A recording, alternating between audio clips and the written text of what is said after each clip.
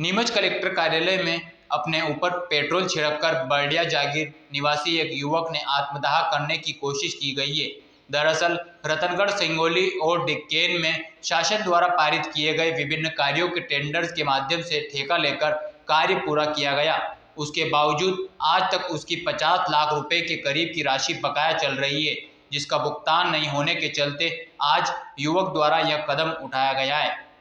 कार्यालय में आज मंगलवार को मनासा तहसील के अंतर्गत आने वाले गांव बड़िया जागीर के एक युवक ने खुद के ऊपर पेट्रोल छिड़ककर आग लगाने की कोशिश की है, जिसके बाद कलेक्टर कार्यालय परिसर में मौजूद कर्मचारियों द्वारा उससे पेट्रोल की बोतल छीनकर फेंकी गई और उसे कुर्सी पर बिठाया गया। दरअसल मनासा के ग्राम बड़िया जागीर निवासी प्रेम सागर पिता लक्ष्मण कुमार के द्वारा शासन द्वारा पारित किए गए टेंडर पर सामुदायिक भवन, फेवर ब्लॉक, डामर रोड के कार्य रतनगढ़, सिंगोली और डिक्केन में किए गए थे, जिसकी राशि प्रदान नहीं करने के चलते उसके लड़के सुनील आज फिर जन सुनवाई में पहुंचा और कलेक्टर कार्यालय परिसर में ही खुद पर पेट्रोल छिड़ककर आग लगाने की कोशिश की है।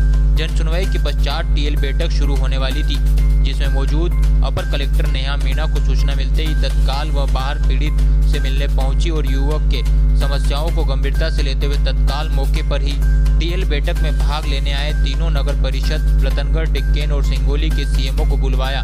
सीएमओ को लताड़ लगाते हुए जल्द से जल्द युवक की राशि का स्वीकृत करने के दिशा निर्देश दिए हैं, जिसमें तीनों नगर परिषद सीएमओ ने अपने अपने हिसाब से अलग अलग तारीख तय कर 25 मई से पहले भुगतान करने की बात कही है।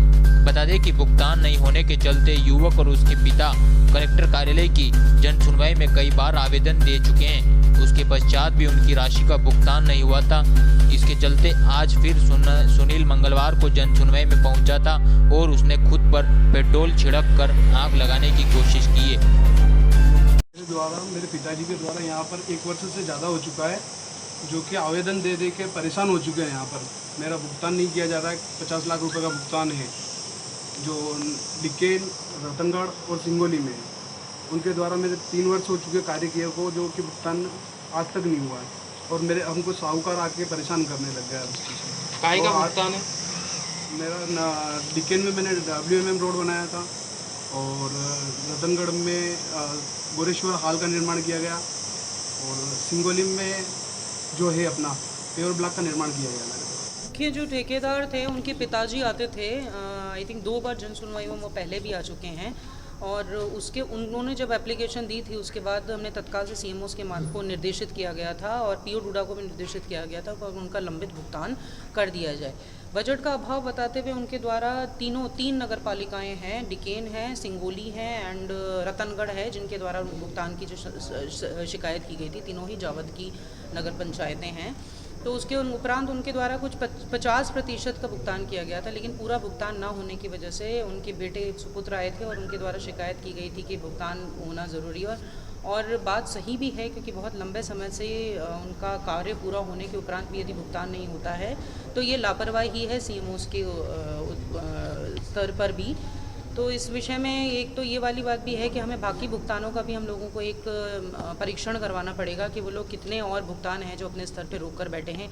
कई बार बजट का देखिए अभाव भी होता है, इस वजह से भी रुक जाते हैं और कई बार ये होता है कि खुद इनएफिशिएंसी होती है उन लोगों की कि वो लोग नहीं कर पाते हैं। तो अब इस विषय में हमने उनकी सुलह करवा दी है। तीनों सीएमओस को यहाँ पे बुलवा दिया है।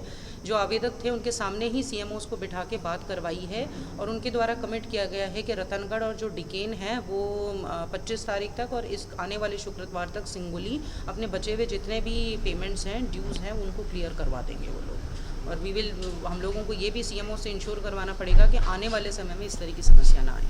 मैडम, इनका कार्य क्या था जिसका पेमेंट लंबित चल रहा है?